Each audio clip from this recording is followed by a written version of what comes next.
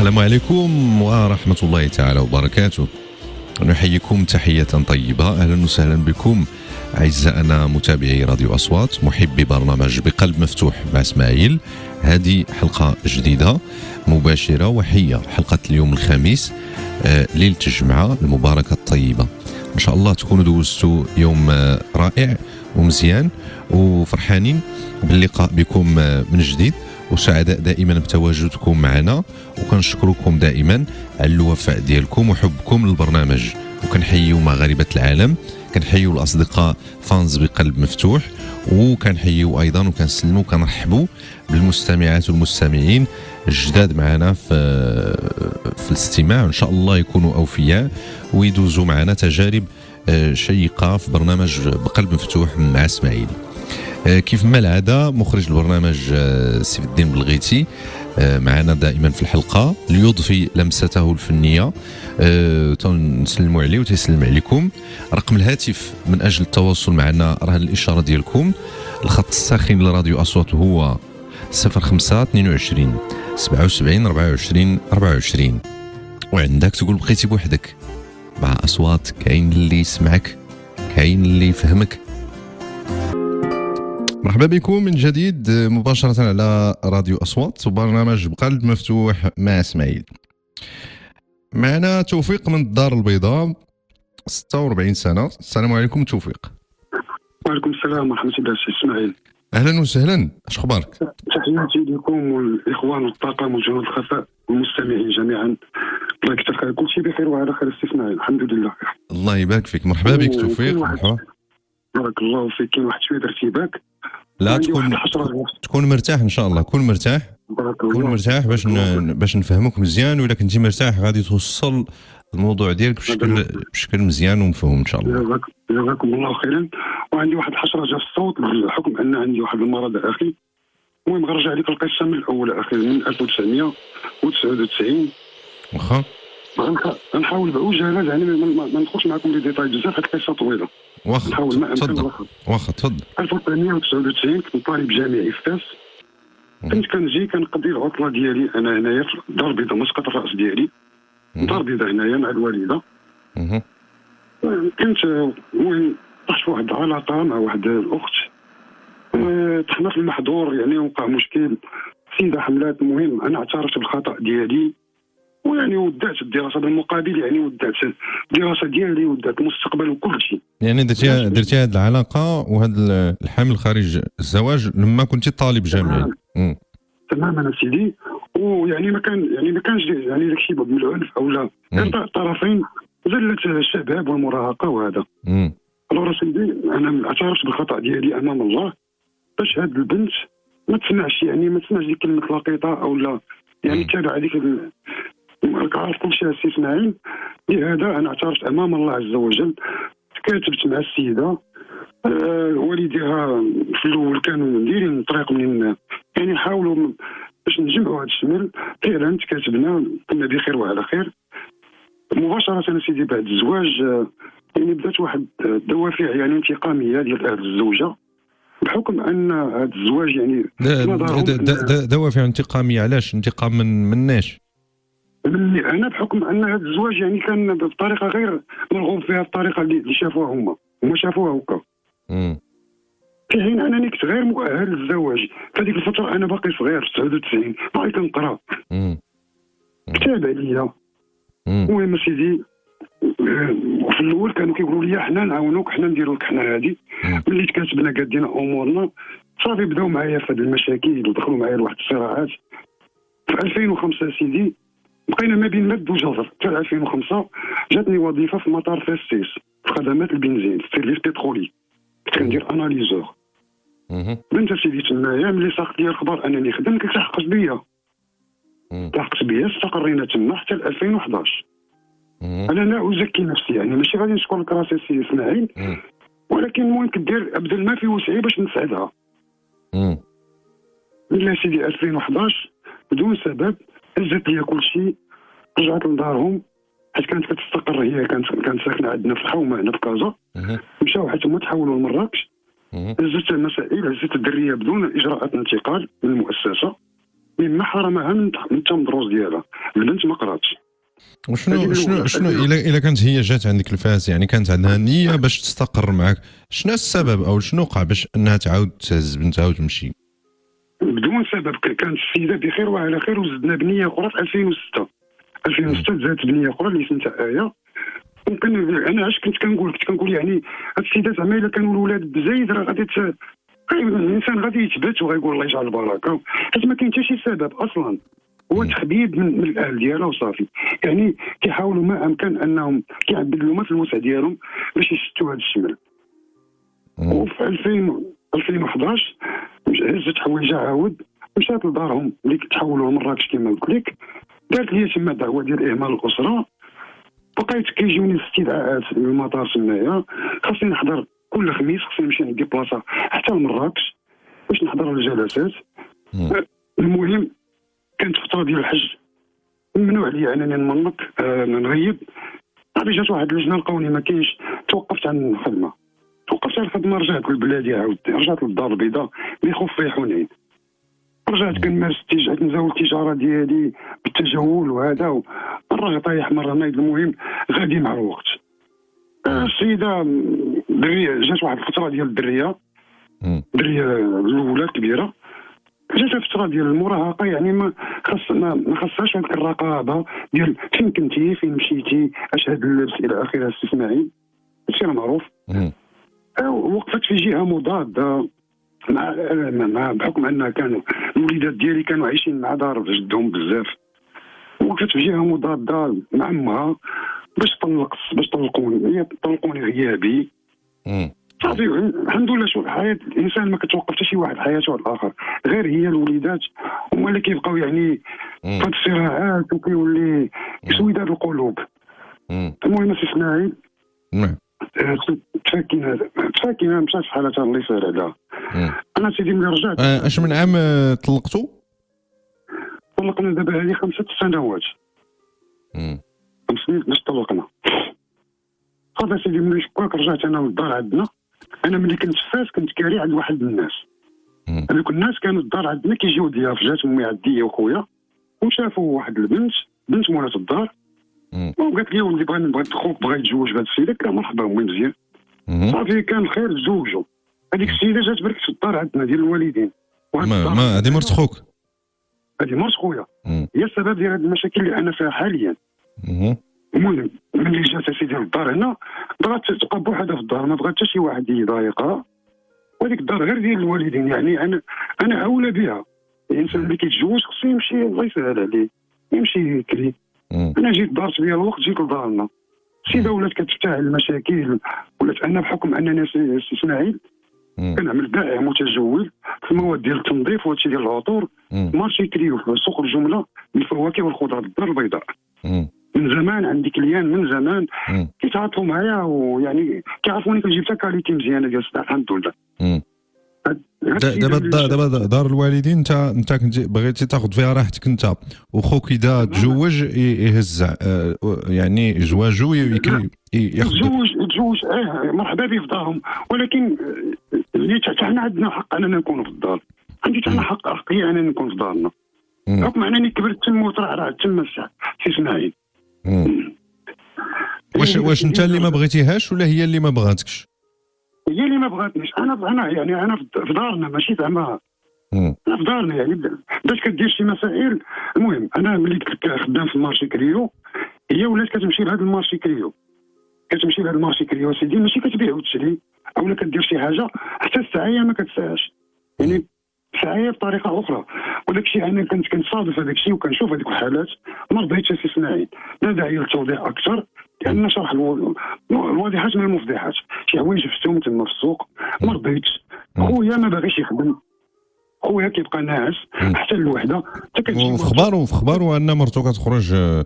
بطبيعه الحال انا اتحمل المسؤوليه على كل الكلام ديالي، وكلهم كيسمعوا. رانا طاقيتهم في المنشور كلهم كيسمعوا. انا سيدي ملي جيت شحال هكاك وشفت داك الشيء جمعت الاخوات ديالي في سريه مع امي وما خليتوش هو يسمع هاد الهضره، وبكنا وقلت لها امي الله يجازيك بخير. انا دابا هاد السيده كتمشي للمارشي وكتقول لهم انا رانا مرت خو فلان مول العطور وكتخسر ليا حتى الصوره ديالي، وكتقول دير شي تصرفات وداك الغناج وداك داكشي ما مقبولش تماما. اللي بان كنا ودرنا رينيون مع خواتاتي ومع امي باش نخرجوا بلاتي احسن. امي مسكينه مرا كبيره، خواتاتي يعني الفكره توفيق، واش هاد مرت خوك لما كتمشي لهاد لا زون هذه اللي انت فيها كيف قلتي، واش كتستهدفك انت او لا كدير شغاله زعما ما على بالهاش مشكلك انت، ولا ما كتجبدكش انت؟ انا ماشي انا كنشوفها اشنو كدير اسماعيل، هذاك راه شرف العائله، كنشوفها اشنو كدير، هو ناعس كاع ما مسوق لهذا الشيء، وانا كنشوف كل شيء بعينيا. ومع العلم انك كتنسب ليا ما ديرها براسها، ما كتعرفنيش اسيدي، انا ما عنديش مشكل، انا فهمت فيا ما يكفيني، ما عندي ما ندير بها. ولكن باش نمشي ولاو الناس كيقولوا لي اللي كنتلاقى معاه كيقول لي واش خوك معاق، واحد كتقول لي خويا راجلي راه معاق، واحد كتقول لي راجلي ميت، واحد كتقول لي بزاف ديال واش فهمتيني سي اسماعيل. انا ولاو الناس ولا الكليان ما بقيتش كنكونسونطرا معاهم في البيع والشراء، ولاو كيقولوا كيسولوني شي اسئله ديال ان خوك، كنقول لهم سيدي واقيلا معاق ذهنيا، اما خويا بكامل القوه العقليه هو اللي مخلي مرتو سيدي في هذا الميدان. صافي يعني قلت لهم ودي يقولوا لها تبعد عليا. هي السيده بقات هازه هذا الغليل حتى مؤخرا انا سيدي تقريبا في شهر 10 اللي فات هذا، كانت عندنا واحد خالتي ضيفه. كتسمعني اسماعيل؟ انا معك كنسمعك. كان عندنا واحد خالتي ضيفه، جيت يلاه دخلت من العمل ديالي، كتقول لي اتوفيق كان عمل لا خالتي بخير، قالت لي شوف علاش مرت خوك كتقول لها وكتقول لها وكتقول لها شي هضره خايبه. قلت لها خالتي انت مرا كبيره وعزيزه عليا وما حاضره حتى شي حاجه من هذا الشيء، خليك بعيد، هاد السيد راه كتقلب على المشاكل، راك تلعب بحال موكاك وهي تلاح فيا بواحد الفم. ما نعاودش لك اسي اسماعيل، ولا تبغى تشنق فيا ولا المهم كبرت السوق، بغات تكبر السوق. هذه خالتك؟ لا خالتي مسكينه مرا كبيره، حيت دابا كتشحنها ملي كتكون باركه معاها كتبقى تقول لها دير ليا وفعل ليا، وداك الوتر الحساس. مرا كبيره اصلا مسكينه، مرا عندها 106 سنوات، مرا كبيره في السن. يعني بحال بغيت تقول هي ما فاهماش شنو واقع بالضبط، ما عارفاش مسكينه، ما كتسيبورتي حتى حاجه، مرا كبيره. صافي هذيك اسيدي انا ملي كواك بدات كتغوت وداك الشيء دخلت البيت، هزيت حويجاتي، يلاه كنهز حويجاتي، امي الله يرحمها والسلام مسكينه دخلت قالت لي توفيق مالك؟ قلت لها امي غنهز حويجاتي وغادي نمشي. صافي خليني نمشي، غنمشي على المارتيل، حيت كنت مشيت خطبت واحد السيده في المارتيل، مشات معايا امي الله يرحمها، كنمشي امي على المارتيل ونعيش تما. صافي ندعب لنا الدار، لا داركم وشكون اللي قال لك وهادي خويا سمع اش كدير، سمع اش كتقول، ولم يحرك ساكنا. قلت لي تشوف مرتك هذه، مشى هو يعيط لواحد السيد عندنا في الحومه، لا داعي لذكر الاسم، كيدير اوفيسي بوليس. انا كنعرف انايا الاوامر السلطات كتصدر من النيابه العامه، الوكيل العام. هذا السيد استغل النفوذ ضدي ومشى عيط لصحابو في لابي في الكوميساريه هنايا 24، وجاو عندي دخلوا السلام عليكم. السلام. قال لي وانت كنعرفو كدريويش؟ قلت لهم سيدي انتم كتشوفوا؟ قال لي يلاه معنا في الساعه الاخرى. مشينا طلعنا للكوميساريه. شكون اللي غادي معايا للكوميساريه؟ غادا معايا امي. كتدخل امي المكتب، خداو الاقوال ديالها، خداو الاقوال ديالي انا. ملي غادي ننزل الكوميساريه كانت بيرمانونس ديك الساعه كاتريان في العثمان. ملي بغيت ننزل عرفت راسي انني غيطفى لي التليفون، كيسحبوا لنا التليفون الى اخره. جيت التليفون كنعيط للخطيبه ديالي حيت كنت معها بتواصل دائم، كنشوفي هاد الناس هاد اليومين انا رانا ما كاينش، انا راه الاعتقال احتياطي، المهم ما تخلي ما حتى شي حاجه، تنشعل التليفون ونحكي لك. صافي وهبط، خلي السيده ربي اللي عالم بها. صافي سيدي دزنا عند الوكيل بطريقته تبارك الله، تحيه لرجال الامن وتحيه للقضاء المغربي بصفه عامه. الوكيل العام ملي وقفنا قدامه انا والوالده ديالي، كيقول لها الوالده واش هذا ولدك كيعيرك؟ قالت لي لا. كيسبك؟ عمرو هزك صوت؟ لا سيدي. وشنو هو المشكل؟ قلت له سيدي انا خايفه طيح شي روح ولا توقع شي مشكل، هذا اللي كاين سيدي. وملي دابا كيسولها، هو سولها نفس السؤال بعده طرق وطاحت في نفس الجواب. نفس السؤال ولكن طالع جوج طرق. وتما كشف ان الوالده مسكينه حافظينها. قال لها الوالده انت مرا كبيره حشومه زعما انت ما حافظاش مزيان، هادشي كامل اللي كتقولي معليش الشيطان، هذا بغى حتى هو راه كيبقى ولدك، ما بغيتيش المهم تيبقى معاك. صافي راه يمشي يخرج من الدار. قال لي شوف اسيدي من الاحسن بعد من قال امي ولكن هنا اتوفيق شنو اللي خلى الوالده ديك الله يرحمها، شنو اللي خلاها تاخذ موقف منك؟ انا كما كتعرف ان خويا اخر المصانه هو الاخر في الاولاد، اخر العنقود. انا هادشي اللي كانت كدير امي الله يسمح لها على الجماعه هذه، الله يسامح لمينتي. ملي كنت كنصبر راسي كنقول هذا ماشي فرزيات اولا زعما كدير وحاطه في بلاصه وانا في بلاصه. انا كنت كنقول كنصبر راسي كنقول ان امي كتعرفني انني موقد، انني قاد في شغلي. هو ما كيقدش يعني الا خطات امي ما غاديش يبرد الخبز، ما غيقدش يدير شي حاجه في حياته. يعني بحال قالت مع راسها اللهم نورك شويه على توفيق. تماما. يعني بغا تضحي بيا الله يسمح. انا مسامح مولتي، انا امي الله يرحمها، انا مسامح لها. ما تبكيش يا توفيق، ما تبكيش. انا مريض. ما تبكيش اخويا، ما تبكيش. خليك قوي. المهم اسمعي. نعم. كاين الناس متبعين معايا وعارفين القصه من الاول. هي هذيك السيدي خرج من المحكمه، خرج يعني من سجن صغير لسجن كبير. كنشوف راسي انني مابقاش عندي شي موا، اقسم بالله العظيم 3 ايام وانا كنعس في المقبره ديال سباته. 3 ايام. نورها ملي غتشعل التليفون غتعيط لي الخطيبه ديالي، قالت لي توفيق دابا غادي تمشي للوكاله ديال ارسال الاموال، لا داعي لذكر الاسم ديالها. قالت لي وغادي تمشي دابا وغادي تاخذ الفلوس وغتجي عندي. انا كريت المحل، انا فرشت المحل، درت كلشي على قبلك توفيق، اجي في حالاتك. فعلا انا مشيت وقيتها كاريه الله يجازيها بخير ولا تنسى الفضل بينكم. قيتها كاريه، ريحت مؤقتا بوحدي تما 15 يوم، ما بديش معايا بعد هذيك 3 ايام اللي بقيت صورت فيها الوريقات ديالي باش ما نعاودش نرجع ما يتعلق بالخطوبه وداك الشيء. يعني ديتي المسائل ديالك مكموله باش ما تمشيش. تماما سيدي. صافي هذيك مشيت، رجعت مشيت لمارسيل. الناس داروا اللي عليهم، السيده مسكينه دارت هي اللي عليها، تكاتبنا على السنه والكتاب. وهي متفهمه هاد الظروف اللي تدوز منها مع العائله ديالك. هي كانت عارفه كل شيء من الاول، هي كانت عارفه. كنت كنحكي لها الصغيره والكبيره، كنت كنحكي لها كل شيء. المهم هي فاهمه، ولكن لونتوراج ديالها كاين اللي قابل وكاين اللي معارض، يعني فهمتيني ولا لا؟ يعني تجيب لنا واحد من اخر البلاد وتعيشي هنا وكذا الى اخره. المهم انا جايك الهضره السي اسماعيل وكنحاول نلخص ما امكن. نعم واخا كون مرتاح. واخا توفيق. مزيان. لدابا راه خدينا واحد الفكره مهمه في الساس ديال الموضوع. نخليك تاخذ شويه نفس، خذ استراحه شويه، لان حسيت بك بذلتي واحد المجهود في الكلام. هذا الصوت راه عندي مرض خبيث في صدري، الصوت راه ماشي هو. لا اله الا الله يشافيك، الله يشافيك اخويا. خليك معايا، ارتاح شويه ونكمل معك. نقدر ظروفك يا اخي الصحيه. الله يجزاك خير، الله يكثر خيرك. مرحبا. حسن الله اليك. نعطيو شويه فرصه لتوفيق ياخذ نفس، ثم نكملوا معه القصه المتعلقه بمحيطه العائلي، ثم بزواجه الاول اللي فيه بنيتات راه سالا، ولكن عنده مراحل اخرى ونزاعات اخرى كانت مع الاخ وزوجة الاخ، بسببها غيعاود يخرج من الاسره ديالو باش يبدا حياه زوجيه اخرى. غادي نجمعوا يعني النقاط الأساسية في الموضوع باش نبنيو واحد الفهم واضح مع الأخ توفيق، وتكمل أيضا بعد قليل. ابقوا معنا في الاستماع لراديو أصوات وبرنامج بقلب مفتوح مع اسماعيل. أهلا بكم من جديد على راديو أصوات برنامج بقلب مفتوح مع اسماعيل. نتمنى لكم مسبقا ليلة في هذه الليلة الجمعة المباركة الطيبة. نتمنى لكم مسبقا جمعة مباركة طيبة إن شاء الله غدا. نعود نكملوا مع الأخ توفيق من الدار البيضاء، 46 سنة، بعد أن كان طالبا جامعيا في نهاية التسعينات بداية 2000.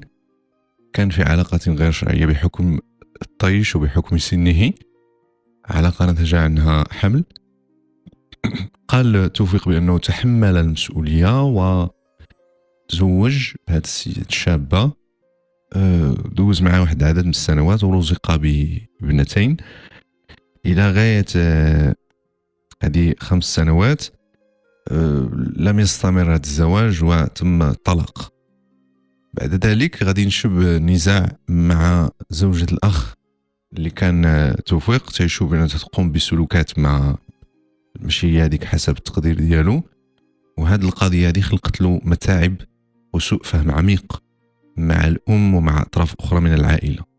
السلام عليكم توفيق. وعليكم السلام اسماعيل. مرحبا بك مره اخرى. مستمعين تحياتي للجميع، الله يجازيكم بخير. انا من لي فاز ديال المجموعه. الله يكثر خيركم. مرحبا بك ودار دارك، والله يشافيك والله يمتعك بالصحه والسلامه وراحه البال ان شاء الله. الله يكبر بك اخي ديالي، الله يطول عمرك. نكمل لك اخي. تفضل مرحبا. المهم فاش مشيتي قلتي جمعتي الاوراق ديالك باش ما تبقاش تمشي وتجي ومشيتي عند في راس السنه تقريبا، يعني مشيت تميت درت العقد ديالي، درت العقد مع السيده. عشنا تمايا يعني مقارنه مع ديك المدينه مارتيل، مقارنه مع الدار البيضاء. الدار البيضاء فيها الرواج، فيها تجاره، فيها شركات، فيها فرص الشغل الى اخره. تما لا، تما عندهم غير الصيف اللي كيتحرك مزيان والخدمه كاينه في طنجه، خاصك ديبلاصه حتى لطنجه، يعني كاين البعد. اما حال يعني دون انني باش نكمل مع السيده، خصوصا ان كانت ضغوطات ديال واحد الاخ ديالها بين قوسين، انا اسمح لي المصطلح، ما حملنيش يعني ما تقبلكش، ما تقبلنيش تماما. انا ما بغيتش نكون على حتى شي واحد. السيده مسكينه كانت فاهمه معايا كما قلت، ولا تنسوا الفضل بينكم. كانت السيده مسكينه ديالها مجهوده وداك الشيء، وفي خفاء كدير معايا جميع كل قدت هذه. فانا من جهتي كنمشي اي حاجه كنديرها، والله اقسم بالله العظيم اذا خدمت في تاب النيش ناخذ الراجل ما كيتعرف حتى شي حاجه، ما كتعرف الحمد لله. صافي اخر المطاف سيدي من ورا الزواج، بعدا من ورا الزواج ب 12 يوم. شنو كان الموقف ديال الحباب ديالك وعائلتك من هذا الزواج؟ انا الزواج نهار العرس اسماعيل، اقسم لك بالله العلي العظيم اذا غادي نقول لك نهار العرس ديالي كنبكي. هي مع هي مع ناس او مع اهلها، وانا داخل بوحدي. الساعه اللي غنبغي دخلوا معايا ناس برانيين شادين فيا بحال غادي ندير القصه ديال الاعدام. ما كنشوف واحد الدنيا حسيت بها ما غيتخيلها حتى شي واحد الا اللي كان في ذاك الوضع ديالي الا اللي كان الا اللي كان في ذاك الوضع ديالي، وغادي هو اللي غيكون اقرب لارض الواقع. انا المهم دخلت ودوزت ديك الابتسامه وندخت هذاك الالم بابتسامه وما كاين حتى مشكل، ودوزت داك الشيء. من وراها ب 12 يوم نهار 22 شهر واحد مع 12 ديال الصباح ديال النهار كيتصل بيا ولدي اخر العنقود ديال العابدين، كيقول لي بابا بارك في راسك، المهم تسكني على الكازا، راه في النهايه راكي جيت. ما تتوما قالوهاش ليا. الام ديالك ما توفات وما قال لي حتى شي واحد. العاودت لك اسماعيل. وانت كنتي ديك الساعه في مارتيل؟ في مارتيل. شحال باش شحال داز الوقت على الزواج ديالك؟ 12 يوم. 12 يوم نهار 22 في الشهر. صافي ملي قالوا لي توفات الوالده ديالي حسيت بدقه لداخل في القلب ديالي اخي اسماعيل، ربي اللي عالم بيا. هزيت هذيك الدقه وكنتركل كنفكر ما نكذبش عليك اسماعيل، فكرت انني نجي واخا هي طروطار صافي دفنوها. فكرت انني غادي نجي، ولكن خفت انني نعاود نولي في شي مشكل، غنولي امي ماتت روح واحده، غنولي في ثلاثه الرواح او لا. شكون فين غندير يدي؟ واش ندير يدي في يد اللي قتل امي، ولا ندير يدي في يد اللي صيفطوني للحبس؟ باش فهمتينا السي اسماعيل. ولكم عاد توقعوا الوضع، يعني راكم واسع النظر باش تشوفوا تعرفوا شنو الوضع ديالي في هذيك الحاله. صافي كويتها في قلبي وبقيت مريح تما تصبت بالمرض، بقى كيضرني صدري وبقى حاجه كنخيخ الدم كنلوح الدم من الصدر ديالي. واش ما مشيتيش للمراسم ديال العزاء الام والدفن وداك الشيء؟ نهائيا. انا تدفن امي، علاش خبروني تدفن امي؟ علاش ما كانش اعلام ديالك قبل؟ ربما كانت واش كان انتقموا مني اخي اسماعيل، هما انتقموا مني. الغرض الاسمى في هذا الشيء وهذا السيد هذا اللي هو كيقول بين قوسين خويا، هو ما خويا ما والو.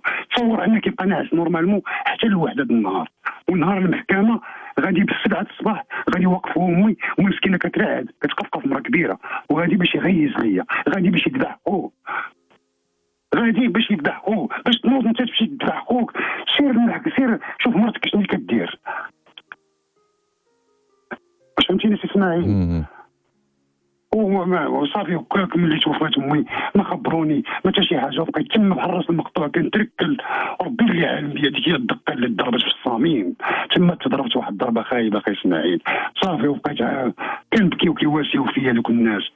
صافي كما قلت لك ملي سهلت الحياه رجعت حياتي اسبوع قبل من العيد الكبير. جيت رجعت الحومه ديالي. علاش انا دابا جيت لهنا؟ دابا انا عندي، حنا دابا عندنا واحد الارض في دكاله ياك. هادشي كان اصلا على المشاكل ديال الوصف. عندنا واحد البلاد في دكاله، الوالده الله يرحمها كنا دايرين لها توكيل بالانابه، حيت وزاره التجهيز والنقل شرات من عندنا واحد البقعه فيها كتار ونص تقريبا، دازت لوطوروت جديده اللي غادا الاسفي. خداو عندنا هذيك بمقابل مالي في 2017 تحكم هذا الشيء وبقى ما شديناش. علاش؟ المهم كان واحد المشكل ديال الثلوث، واحد الوصيه كاتبه جدي الى اخره. المهم حنا كنا دايرين الوكاله لامي. ملي ماتت امي ماتت الوكاله والوراق كاملين ما يثبت انني انا وارث، ما يثبت انني انا وارث بما فيها داك عدد الموتى والورثه وداك الشيء كلشي الوراق باقيين في الدار، باقيين في الدار عندنا هنا. يعني انت بحالك بحال الاخرين اللي كيتسالوا طرف من الاطراف اللي كتسال. طرف من الاطراف. وسيدي انا فيا ما نمشي لدارنا وندخل، انا لا كارت ناسيونال عندي العنوان على تما، فيا ما ندخل كون كنت باغي المشاكل ونتكا في دارنا. كاش عندك سيدي شي مشكل انا ولد الدار، صافي على المتضرر يتجه للقضاء. اذا كنت انا ما كنتش في الدار ما نبركش فيها نمشي بحالاتي. ولكن انا شافها ديال هادشي اسماعيل. جيت اسيدي لهنايا كازا، انا دابا هنايا جيت كاين واحد البراكه في الحومه ديالنا، كنت براكه في السطح واستقريت قبل من العيد. ما نحكيش لك يعني العيد ما كانش كيدوز لامي الا ما كنتش انا. قال العام ملي مالتي ما كايناش سديت عليا بابي، خليت تداز الدخان ديال العيد، ما سول فيا حتى شي واحد، خليت تداز الدخان وغادي نشم لا دخان حتى شي حاجه، سديت عليا البراكه حتى داز العيد اسماعيل. علاش ما كانت حتى شي مبادره من شحال الخوت عندك توفيق؟ عندي بزاف ولكن ما لقيت حتى شي واحد. عندي بزاف، عندي خواتاتي، عندي خويا وعندي واحد خويا الله يرحمه توفى، وبنتي مزوجه ووالده وما سولتش فيا وما حرقاش قلبها على باها. حتى انا وحق الله العظيم ما وداش اسماعيل. وصلت بيا واحد الوقيته كنت باغي نسالي هذا الشيء ولكن كنخمم الله عز وجل ما باغيش لا ما تاديش نفسك اسماعيل. اقسم لك بالله العظيم اسماعيل انا راه واعي، راه ماشي يعني من فيها الحمد لله ديال واحد البيريود كنت من المتفوقين في الدراسه، ولكن شاءت الاقدار والله خير فيما اختار الله. انا جيت لهنايا في البراكه واستقريت. دابا المشكل اللي عندي هو كيزيد يتفاقم هادشي يوميا كيخلعني ذاتي انا الناس ما بقاش كنعسو. هادشي زاد فيا بزاف اسي اسماعيل، ما حتى شي واحد ما لقيت حتى شي واحد تماما. هادشي اللي كاين اسي اسماعيل. بسم الله ونعم الوكيل. ما تبكيش اتوفق، ما تبكيش. القلب هو اللي كيبكي. واخا بغيت نفهم واحد القضيه. علاش بغيت نفهم علاش يعني كتفسير، حاول تفسر معايا لانك انت ادرى بالموضوع. علاش هاد العائله ديالك كاملين بما فيهم الخوت بناتك هذا، علاش داروا هذا الجدار بينهم وبينك؟ انسانيا كيبلغ الخلاف الاوج ديالو بين اطراف العائله، ولكن في مسائل ديال الموت ولا هذا تيتم الاخبار، في مسائل ديال العيد ولا هذا تيتم. يعني علاش حتى لهاد الدرجه؟ والله ما لقيتش تفسير سي اسماعيل لحد الساعه، والله ما لقيتش تفسير لهذا الشيء. انا هذا الشيء ما بغاش يتسيبورت عليا، كنقول يعني ولا على الاقل الانسان تكون دير معاه ولا يبدا يكون واحد الحاجه زوينه درتيها مع واحد الانسان. ماشي يكون مالغري نكون خايب حتى لما تموت وما يعلمونيش بها سي اسماعيل. انا واحد الحرقه ما يعلم بها غير اللي الله المستعان. حسبي الله تعالى عند ربي كتجتمع الخصوم حتى عند الله وغنتخلص. ولي حتى انا فيا ندير شي حاجه غنخلص عند الله سبحانه وتعالى. انا صافي حيت السادات اصلا انا مش ما نمنعش ديك الصوره او لا نستعطف او لا. اللي كاين هو اللي كاين، وعندي ما يثبت في كل الكلام ديالي بما فيهم تصاور ديال السيده، بما فيهم فيديوهات. انا ما باغيش ندير تشهير، ما باغيش نمشي للحبس، ما باغيش ندير لا مشاكل، عندي كل شيء وما باغي ندير لا مشاكل لا والو. صافي ملي داروا لي هكا وضربوني في الصميم ضربوني في ميمتي ما نعاودش نعاود نلقى امي عاوتاني. صافي مشات اللي كتعلم فيها. الله يرحمها الله يرحمها. ما كانش والله ما كانت كتعيد الا ما كنتش حاضر انا اللي كنتبع لها. والله ما كانت كتعيد ولا كتهبط لها. حتى انا العام سديت عليا بابي واعتزلت وبكيت على الله عز وجل. والله ما دق في الحمد لله كيدير حيت اصلا اللي كنت كناكل العم كنعرف بحال كناكل العم ديال امي. واحد النقطة سي توفيق، شنو النتيجة والمسار ديال الزواج ديالك ديال مارتي؟ علاش ما ساعدش انه يرمم هذا العزلة اللي تحطي فيها مؤخرا؟ انا امون اوبينيون يعني النظرية ديالي ملي كتكون متقوى بالاهل ديالك، ملي تكونوا كيشوفوك الناس انك متقوي بالونتوراج ديالك، عندك ناس واقفين معاك حاضرين معاك الى اخره، كتكون عندك واحد شويه القوه سي اسماعيل. ولكن ملي كيشوفوك بوحدك بين قوسين كيحقروك كتكون منبوذ، كيقول لك هذا كاين واحد الردود، كيكون واحد الشك كما هو حاصل حاليا في البوع ديالي. فهمتي؟ كيقول لك كومون سا سفي ان الانسان كلهم ضده لا يعقل. انا فين وقعت هذا الشيء؟ انا باقي ما بغاش يدخل لي دماغي، وكانت عوامل اخرى قديمه ما هو داخل فيه، ما هو داكشي ديال عما ديال الشعوذه وداكشي. الشعوذه حتى هي لعبت دور. نعم سيدي، انا كنعمل باعث متزوج كما قلت لك، يعني في 2001 مشيت لتيرودانت وكنت خدام تما. حنا كنا كنديروا هادشي ديال الاشهار، كنديروا لي بورت بورت، كنخرجوا السلعه وكنفرقوها على الديور. كتروجوا الماركات ديال التنظيف. عندي اصدقاء كانوا ولاد كاسا عندي هنا ومشاو لتيرودانت. قال لي توفيق مليش عارفوا يتزوجوا داكشي، قال لي توفيق راه عندك ساعه التليفونات ما كاينينش بزاف، كان غير الموتور هذاك اللي ساعه الصداع. قال لي توفيق كل جيتي هنايا تبدل المنزله وتشوف هنا كيفاش دايره تيرودانت على مولانا. قلت له مع الله مشيت لتيرودانت بديت خدام، كانت هذا الامور مزيان. عيطت للمراه عندي باش تلتحق بيا تمايا، فعلا مشينا لتما. ملي مشيت لتما كنلقى جوج ديال الاصدقاء ديالي مروان وهشام. الصديق ديالي هو مروان نورمالمون، اما هشام صديق ديال صديقي واحد اخر هذاك. ملي لقيت مروان اللي خصو يستقبلني بان لي مسكين كيتهرب بحال ما بغانيش يعني، واستقبلني هشام صاحبه. من وراها علاش غادي نعرف علاش مروان ما بغاش يستقبلني، لان كان مع واحد السيده في واحد العلاقه وديك السيده ماشي تلهي الى اخره. المهم هذيك السيده اللي مرت مروان هي اللي عملت لنا واحد العمل، وشكون اللي غادي هادشي غيبان لك غريب سي اسماعيل، ولكن اقسم بالله العظيم ولا لك الجمعه هذه كما كنقول الحقائق كما هي. المهم هذيك السيده مرت مروان دارت لنا هذا المشكل. شكون اللي غادي يكشف لي هذا الشيء؟ هذا هشام العلوي، هذا هشام صاحبي كان طاح واحد الليله غيب وطلع فيه يعني كيهضر واحد ماشي هو كينطق كيف تيقولوا الناس. وحنا كنا ساكنين في واحد المنطقه نائيه، واحد البلاصه كيقولوا لها دوار ولا الغزال، اللي ولاد تيرونات راه غيعرفوها فين كاينه خارجه على جبل طبقه يعني الخلا. السيد مريحين عماك حتى كيطلع فيه داك الشيء. قال لي توفيق غتمشي للفيرما ديال الطيبين في البلاصه الفلانيه كذا، تقريبا شي 3 كيلومتر، والليل ديك الساعه راه قريب الفجر اقسم بالله شي 2 ولا 3 ديال الليل. قال لي غادي تمشي لهذيك البلاصه غادي تلقى واحد الليكه بحال غتجيبها وتجي. وحداش؟ يا ودي ما ليكه ديك الليبه ديال العيالات اللي كيلبسوا في رجليهم. قلت له ودي انا ما نكذبش عليك، انا ما نقدرش اخي هشام، انا معايا مرتي ومعايا الدريه يلاه صغيره يلاه عندها 3 سنين ذكيه، ما غاديش نقدر. ويقول لي راه ماشي هشام هذا اللي كيهضر معاك وكيخرج في عيني، كيهضر معايا بواحد الصوت بعدا ماشي هو، فهمتي، وكيوريني ان يعني كيهددني ان الامر خطير. كينطق دابا كينطق كيف تيقولوا الناس. وفعلا مشى قال لي ملي بقى في استهزاء، دار واحد الابتسامه ديال الاستهزاء ومشى خرج في ذاك الليل وخارج انا معاه. اقسم بالله هو بحال غادي بحال راكب فوق شي حاجه، وانا غادي كنطيح وكنوض والشوك تمايا وكاين دوك السواقي والظلام، ومشى للبلاصه الغريب في الامر سي اسماعيل. اقسم بالله العظيم البلاصه اللي قال لي بالضبط هذيك هي اللي كندوزو منها، حيت حنا ملي كنكونوا غادي للتيرودا نتبعوا ونشريو هذيك هي طريقنا، هما اللي دارت لنا داك الشيء الطريق منين كندوزو. في البلاصه اللي قال لي فعلا غنلقى داك الشيء. ملي جبنا داك الشيء قال لي توفيق، قال لي هذا الشيء راه خطير، ديروا رد دفع ديال الحديد، الدريه ما خصهاش تخطاو هذا الشيء حتى يتفسخ هذا الشيء. وبدا كيشرط عليا شي شروط وانا ما نكذبش عليك، ما نعطيش قربان للشياطين واخا بقطيع راسي. وهادشي اللي خلاني. شنو قال لك دير؟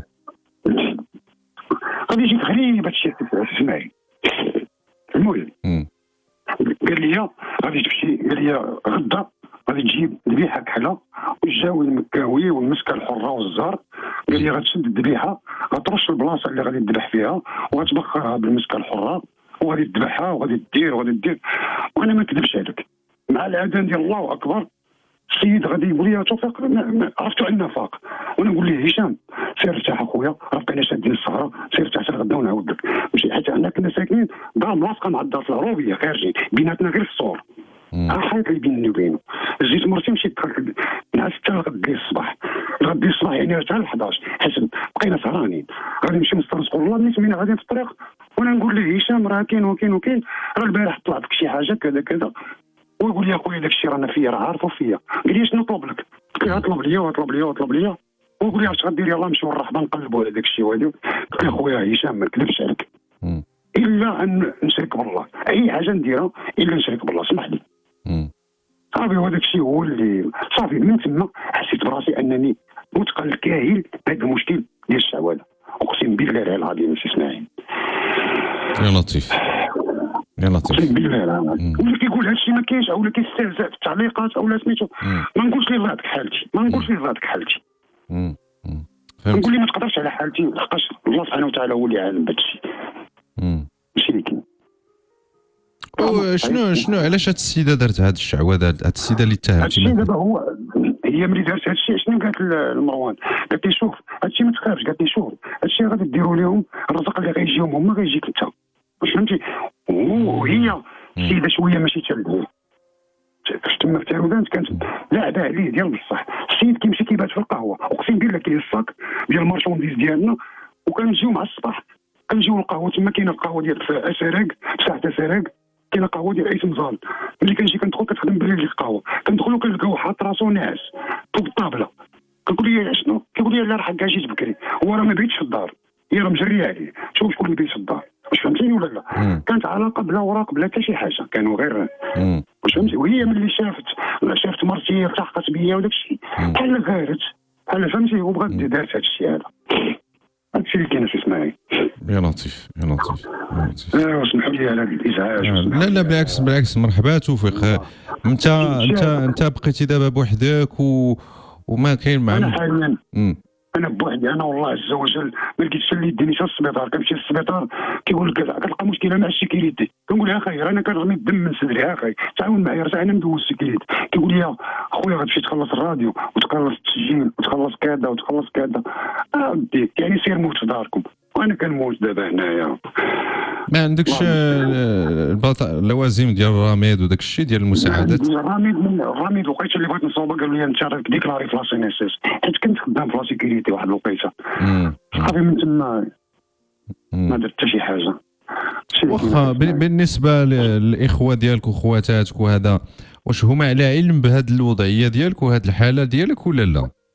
هما اخر المطاف نهار اللي ماتت امي صافي انقطعت الاخبار ديالهم، ما بقى كيسول فيا حد، ما بقى حتى شي حاجه نهائيا. صافي انقطعت الاخبار من جهتهم، وحتى انا عندي كرامتي فوق كل اعتبار سي اسماعيل. هادشي اللي كاين، ما غاديش يمكن لي ندلل ليهم او لا. صافي ولكن ربما ما عارفينش. سي اسماعيل اسمح لي قطعتك، يعني الاهتمام راه لا يطلب ولا جا بعد الطلب راه لا يتجاوز حدود النفاق الاجتماعي. راه والو حتى نطلبك ونقول لك فلان اهتم بيا، راه خص يكون تلقائي عفوي. الله يرحم الوالدين. شنو الا جا بعد الطلب راه صافي، واخا غادي غتنافقني علاش غتنافقني؟ ولكن يقدر يكون الانسان ما عارفش، يقدر يكون ما كان على غلط، يقدر تكون عنده كانت فكره خاطئه، فهمتي؟ الغلط وارد، مادامنا بشر الغلط وارد يا سي اسماعيل، ولكن في هذه الحالات عرفتيني انا شنو وقع فيا وفين مشيت وباش تموت امي وانك ما تعلمينيش. انت اختي الكبيره اللي في بلاصه امي وما تعلمينيش وما يعلمني حتى شي واحد. شكون اللي غيعلمني؟ اخر العنقود ديالي وليدي مسكين جا من مراكش وجا حضر لهنا حتى ل 12 قال لي بابا يلاه جينا من المقابر. امي الله يرحمها دابا كي غتحس سي اسماعيل؟ كي غادي تحس؟ الله المستعان. حتى هذيك اللحظه ديال المواساه والتعزيه اللي كتكون بين الناس ما كايناش. ما هو جامي والو حتى شي واحد. انا باقي ما خديتش العزاء في امي، انا باقي ما خديت العزاء حتى شي واحد. امي ما خديتش فيها العزاء. انا نتعزى في حياتي اخي اسماعيل. كنشوف راسي دابا انا امي الله يرحمها كانت كتحن فيا، كان حقي ديما كيتخلي، كنت غايبه غدايا كتبقى محطوط وقال نجي حتى ل 12 الليل غدا وتزيد عليه عشاء. الله يرحمك امي، مشي الله يسامح لك. الله يرحمها الله يرحمها، الله يصبرك اخويا، الله يصبرك. الله يصبرك. امين امين اخي اسماعيل امين. الله يرحم والديك والله يبدل المحبه بالصبر. اللهم امين يا رب. اللهم امين. الله ينزل الحنان في الناس يفهموا بعضياتهم ويحسوا بعضياتهم. اللهم امين. انا ما نكذبش عليك اخي اسماعيل، هادشي كامل انا اللي خايف من اللعنه ديال سخط الوالدين تنتقل للدريه. الله ما غنعيش فيها، الله يهديها. علاش هادشي كامل؟ علاش وقفتي وعرفتي انك شتي ليها هادشي؟ علاش باش تتحرك؟ على من تدوي هنا على مرت خوك؟ لا على بنتي الحم كيهزو مالي. كدوي على بنتك؟ علاش انا يعني انت تزوجتي وولدتي بلا اخباري بكورونا، تزوجات وولدات وانا ما حاضرش، انا هو الغائب الاكبر. عاد ما نخطبوها عند خوالها، وخوالها كنا كانوا نيتشي للاسف.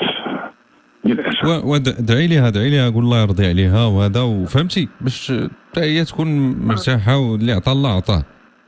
انا شوف الله سبحانه وتعالى كيشوف. انا مسامح اي واحد دار فيه شي حاجه خايبه. انا على فراش انا ما عرفتش راسي واش نصبح ولا ما نصبحش، اقسم بالله العظيم. هذا الوضع ديالي كارثي دابا حاليا. ملي كنزيد نعاود هادشي كنزيد نتعصر صافي. انا هي الله يسامح انا ما بغيتش داكشي اللي شفتو انا تشوفو هي. راه دارت الوليدات كما تدين تودان، ما بغيتش تشرب من نفس الكاس لان شفت لي العش ديالي، لان انا ما خلاتنيش ما شبعت الابوه ديالي مع الناس. شبعت يا ما ضربت عليها تماره، يا ما ضربت عليها سرويات، يا ما سعيت في الخطا وجدت ليها يا ما في الاخر الجزاء والاحسان الى الاحسان. الوالدين شيء لا الوالدين. لا اله الا الله. خليك توفيق ارتاح شويه، غادي نختم معك الموضوع بعد قليل، خليك معايا. لا اله الا الله. توفيق بالدار البيضاء غادي نكملوا معاه بعد قليل ونختموا الموضوع. يعني القصه واضحه من جهه توفيق، الوحده والانعزال في اوضاع صعبه، بدون ابناء، بدون الاحباب والاخوه وكذا، والام اللي توفات بلا ما يشوفها. يعني واحد يعني واحد الوضعيه تتطلب من توفيق القوه والثبات، وخاص يكون واحد الدعم من المحيطين به. قدر يقول شي حد ربما هو غلط او كذا، ولكن اللي فات ولما كاع كيكون الغلط، شنو طبيعه الغلط اللي يمكن يدير اب باش ان بنته مثلا ما تسولش فيه في هذه الوقيته اللي هو مريض، اللي هو بوحده، اللي هو يعني ولو وقع اللي وقع راه تيبقى الاب ديالها تيبقى خوك. الاخت ايضا راه خوهم. هذا ما يمكنش يعني، ولو ما نحسبوش ما نكونوش. الله تعالى رحيم ويرحم الناس ويغفر ذنوبهم، وحنا ما تنبغيوش نعطفوا على بعضنا ونرحموا بعضياتنا، خصوصا اذا كنا من دم واحد، اذا كان يتعلق الامر بالاخوه ولا الابناء.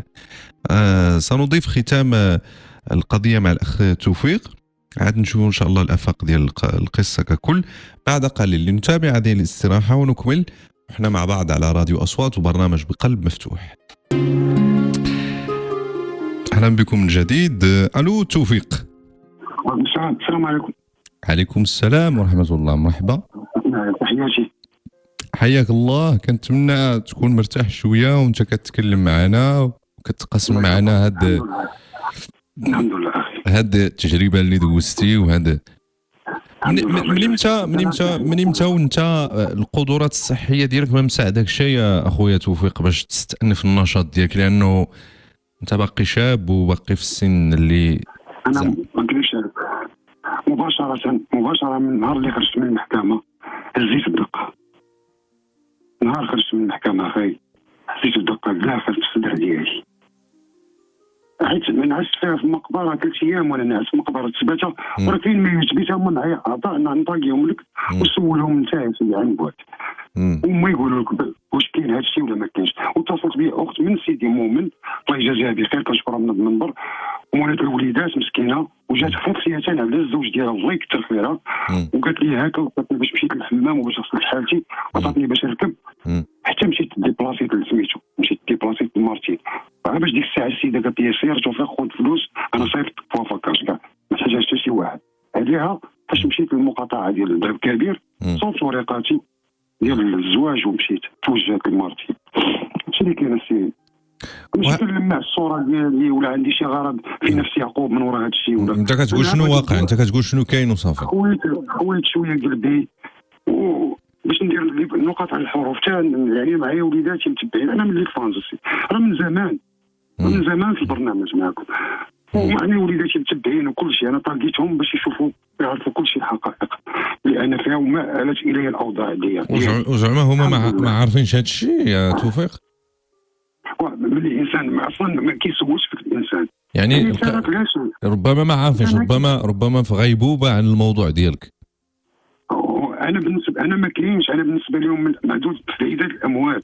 بالنسبه للبنت اللي تزوجت بلا خبر باها بلا حضور باها كيف يعقل ولو نكون ما عرفتش شنو ندير. ولكن شنو الفائده ديال البنت تزوج وتنكر باها وما تعترفش به؟ شنو الفائده؟ شنو غتستافد؟ بالعكس غادي تأزم غير في حياتها. نشوفوها من الجانب الاخر، هذا السيد اللي متزوج بها وكيشوف كيفاش غيسيبورتي انها هي مع باها اللي من صلبو وما كتسولش فيه. انا فهمنا شي اسماعيل. بالعكس بل انها وقفت بجهه مضاده ضد باها، وعاودت انا حكيت هادشي الامور حكيتها كامله. ياك ما صدر منك ما يؤذي الابنه ديالك؟ انا لا ازكي نفسي، اقسم بالله العلي العظيم ما عمر الدريه ما ضريتها في شي حاجه ولا جامي. انا بالعكس بنتي انا على قبلها ودات الدراسه ديالي، راك طالب جامعي من المميزين، راك 99 راك بخير وغادي مزيان. باش ما هي ما تسمعش هذيك الكلمه اللي ما خصهاش تسمع، ضحيت. وخاصم ديك الساعه خاصم الاهل ديالي كاملين كيشوفوني انني ما معهاش ما مكلفيش للزواج. قال لي يا ولدي اش غادي نقول لك، مسكين الله يرحمها قالت لي قلت له ولدي توفيق نقول لك، انا ولدتك عطيتك للناس الله يسهل عليك، سير اودي الله يسهل عليك ما عندي ما نقول لك، اختاريتي مصيرك. قالت لي امي انا بغيت هذا امريكي يكون امي. قلت لي سير اودي الله يسخر لك. صافي مشينا درنا تبوت الزوجيه.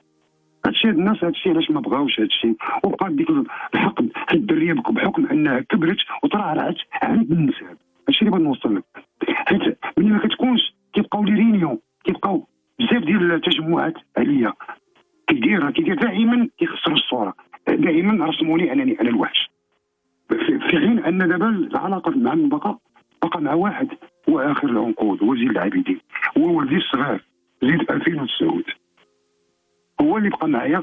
وحاليا انا رانا دخلتي المنشور اللي معلق ديال الصفحه ديال لي فرانس، راه غتلقاني انني صيفط سكرين ديال اخر كلمه قال لي يلاه غير دابا، قال لي بابا كنت كبير شي شويه نجي نهزك انا لديك السبيطار. مسكين. حيت ولدي عارفني كيفاش داير. ولدي كان جا عندي هرب من امه، هرب واحد الوقيته من امه، حيت ولدي كان عنده مشكل في الجهاز التناسلي ديالو. فهمت اسمعي؟ وجا عندي هنايا، ملي جا عندي انا في الاول كان جا غير زياره هو واختو، انا ميابل مشيت عندها قلت الله يجازيك بخير، عطيني وليداتي تاع نشبع منهم هاد العطله هادي.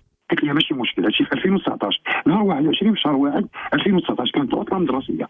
جا عندي آية وجا عندي زين العابدين، آية من مواليد 2006 وزين العابدين 2009 جاو عندي دوزوا معايا شي ايام دري، يعني نهار اللي غنصيفطوا بحال الغدا خصني نصيفطوا اليوم مع الصباح هكاك دخل المرحاض خرج كيبكي. قلت لي مالك ولدي؟ قال لي بابا راه عندي مشكل. فاش؟ قال لي بابا راه عندي مشكل في الخصيات، عندي مشكل وحده كاينه وحده ما كايناش. هزيتو سيدي ديتو لهاروشي، هاد الملف عندي الطبي صيفطوا لك كل شيء، عندي ما يثبت كل شيء اسمع هنا ونحتفظ بكل شيء عندي. الا عندك شي شك في هاد الشيء.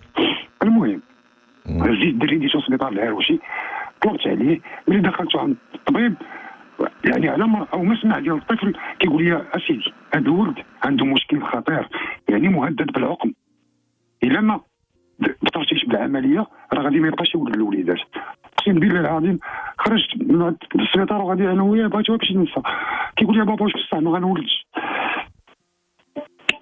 واش لا هذا ما هو لا ما تحاولش يعني ما تحاولش. ما كنقيس حتى واحد، ما كنقيس حتى شي واحد، ما باغيش انا غير وضحت الامر وصافي. خرج الدري ولدي، مشيت عبطتو، مشينا حدا الجامع ديال الحسن الثاني، بغيت نستيه كنصور فيه وداك الشيء. جاني اتصال من الكوميساريه، الكوميسار ديال هنايا، قالوا السلام عليكم. السلام، معايا توفيق يا سيدي. قال لي معك الضابط القضائي. قلت له سيدي انا خاطيني مشاكل، انا 46 عام عمرني ماشي في النهار ديال الحبس. قال لي احنا عارفين. قال لي شوف باختصار جيب دري واجي عندنا نتفاهموا الدائره. قلت له واخا سيدي. مشيت ملي تمينا غاديين، الدري عنده الملف الطبي في الشكاره، ديال الملف الطبي وشاري لي شي بيموات. حيت الملف الطبي، قلت له انت ولدي غنحيد الملف الطبي، ماماك راه جايه باش تديك. غنسمع هكاك وبدا كيتركك كيغوت، لا ما نمشيش ما عادي. بدا كيهدد، قال لي انا بابا رداتني غنطلع للسطح ونتلاح، انا ما نمشيش، انا هادي، انا بخاطري بقيت معاك، علاش داير لنا هذا الشيء، علاش كذا. يا ولدي الله يرضي عليك خلي الامور تمشي عمك بخير بلا مشاكل، ولا عندك شي حاجه نقولوها للمخزن. فعلا مشينا دخلنا، دري مشى شاف مو يعني داسها ورجع عندي، ما بغاش زعما يبقى في الحضن ديالها. صافي قال لها ماما علاش هادشي لك، انا بابا شدني غير باش يعالجني، علاش تجيب هادشي كامل بالزربه من دقه الحين مشيتي للمخزن. قال لي الكوميسير قال لي قاري سي توفيق، قال لي اجي تشوف، قال لي هذه بامر من وكيل جلاله الملك، تعطي الدري لامو تمشي لحالاتك، ما تعطيش غير يتهود. قلت له سيدي عندي جوج اختيارات، الله يجازيك بخير، انا بغيت الخيار الثاني هبطني، ولكن الدري ولدي كتعيط المساعده الاجتماعيه، تمشي تدي الدري تعطيني ايكري، لو وقعت شي حاجه للدري راه نتوما اللي غتحملوا المسؤوليه. بقاو كيكونفيرمي مع الو. نعم واخا توفيق. توفيق. نعم الو توفيق خويا، غادي لازم نضيفوا معك لانه ما ختمناش القضيه، لازم نضيفوا معك ان شاء الله غدا الوقت الكافي في بدايه الحلقه، لانه شارفنا على النهايه. هكذا غادي نركزوا معك اكثر في النقاط الاخرى المتبقيه. شوف قلوبنا معك وكنتعاطفوا معك وكل التفكير معك اخويا في هذه اللحظه، بين ما يدير الله حتى ولد الخير. انتم راه خوتي مسلمين، كل واحد كيمشي عند خوتو، والله يكثر خيركم اسيدي، الله يجازيك بخير. مرحبا، تصبح على خير اسيدي، الله يصوب على خير ان شاء الله. تكون الامور مزيانه ويكون واحد الانفراجه باذن الله. غدا ان شاء الله الجمعه سنبدا الحلقه مع الاخ توفيق، نكملوا معاه الموضوع ونطرحوا بعض الافاق القضيه ونشاركوا المداخلات ديالكم لما لا. ثم ان شاء الله كيف ديما غادي نخليو المجال المتبقي من البرنامج لبث قضايا البحث والنداء، ولمواكبة أيضا بعض القضايا والسؤال على أصحاب النداءات اللي تيدوزوا معنا إن شاء الله. في نهاية الحلقة يحييكم سيف الدين البلغيتي في غرفة الإخراج، واسماعيل الأروي من وراء الميكروفون. نتمنى لكم مسبقا أن تقضوا غدا إن شاء الله جمعة مباركة طيبة. تصبحوا على خير وإلى اللقاء.